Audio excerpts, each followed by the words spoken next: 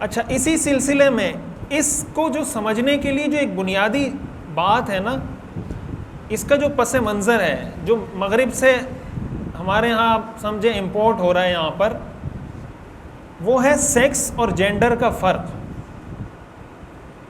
جس کو کہتے ہیں جنس اور صنف۔ اس کے پیچھے بنیادی فلسفہ تصور ان کا ہی ہے۔ ایک لفظ استعمال ہوتا ہے سیکس، ایک لفظ استعمال ہوتا ہے جینڈر۔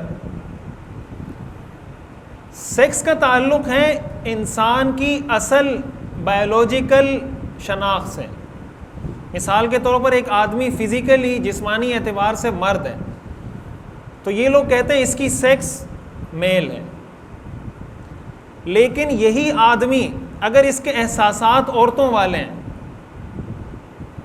ہے مرد احساسات عورتوں والے ہیں، تو یہ کہتے ہیں اس کی سیکس تو مرد کی ہے لیکن جینڈر اس کی عورتوں والی ہے، یعنی جنس اس کی مرد ہے اور صنف اس کی عورت ہے۔ اسی طرح اس کا عکس کہ عورت بائیولوجیکلی عورت ہے لیکن اس کے احساسات مردوں والے ہیں، تو وہ کہیں گے کہ اس کی سیکس تو فیمیل ہے لیکن اس کی جو جینڈر ہے وہ مردوں والی ہے۔ لہٰذا ایک ہی وقت میں یہ مرد بھی ہے عورت بھی ہے۔ اس پر مبنی ہے ٹرانسجینڈر کا نظریہ۔ شریعت کی اصطلاح میں جنس اور صنف کا کوئی فرق نہیں ہے۔ شریعت کی نظر میں جنس اور صنف ایک ہے۔ شریعت کی نظر میں صنف جنس کے تابع ہے، صنف جنس کے تابع ہے، یعنی جو اس کا سیکس ہے وہی اس کا جینڈر ہوگا۔ ایسا نہیں ہو سکتا کہ سیکس اس کا مردوں والا ہو، جینڈر اس کی عورتوں والی ہو۔ شریعت کی نظر میں اس کا کوئی فرق اور کیوں نہیں ہے، یہ میں نے آپ کو تفصیل بتا دی کہ شریعت میں اللہ تعالیٰ نے یہ دو لوگ ہی قرآن حدیث میں، جو میں نے شروع میں قرآن حدیث کی آیات آپ کے قرآن کی آیات پڑھی، اس میں نے آپ کو بتایا کہ قرآن میں کیا ذکر ہے کہ اللہ نے کن لوگوں کو پیدا کیا ہے دنیا میں۔ اب انہوں نے جنس اور صنف کو الگ کیا۔ جب سوال کی اچھا دوسری بات اس میں یہ سمجھنے کی ہے کہ انہوں نے کہا کہ جنس کا تعلق بائیولوجی کے ساتھ ہے، اس کی فزیکل شناخت کے ساتھ ہے، جسمانی شناخت کے ساتھ ہے، اور صنف کا تعلق سوشیالوجی کے ساتھ ہے، اس کی معاشرتی رویوں کے ساتھ، اس سے معاشرے کی توقعات، اس کے احساسات، اس سے تعلق ہے۔ صنف کا تعلق بائیولوجی سے نہیں ہے۔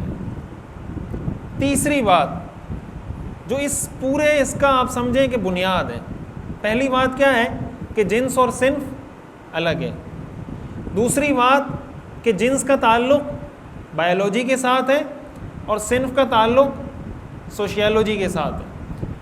تیسری بات انہوں نے یہ کی کہ یہ جنس اور صنف اختیار کرنا یہ انسان کا پرسنل معاملہ ہے، معاشرے کو اس میں کسی قسم کی مداخلت کا کوئی حق نہیں ہے۔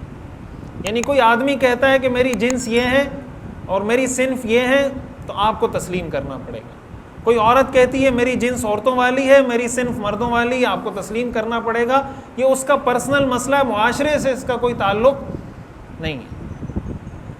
یہ تین باتیں ہیں جس کی بنیاد پر یہ سارا قانون، یہ جو اصطلاح ہے یہ وضع کی گئی ہے۔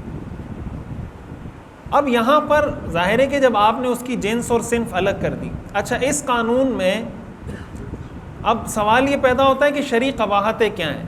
میں آپ کو نمبر وار بتا دیتا ہوں کہ شرعی قباحتیں اس قانون میں کیا ہیں اور ہمیں مشکلات اس سے کیا درپیش ہیں، دینی لحاظ سے، شرعی لحاظ سے، خاندانی لحاظ سے، معاشرتی لحاظ سے۔ سب سے پہلی بات یہ ہے کہ اسلام نے جنس کی تعیین کا حق انسان کو نہیں دیا۔ یہ میرے اختیار سے باہر کی چیز ہے کہ میں یہ تعین کروں کہ میں مرد ہوں یا عورت ہوں۔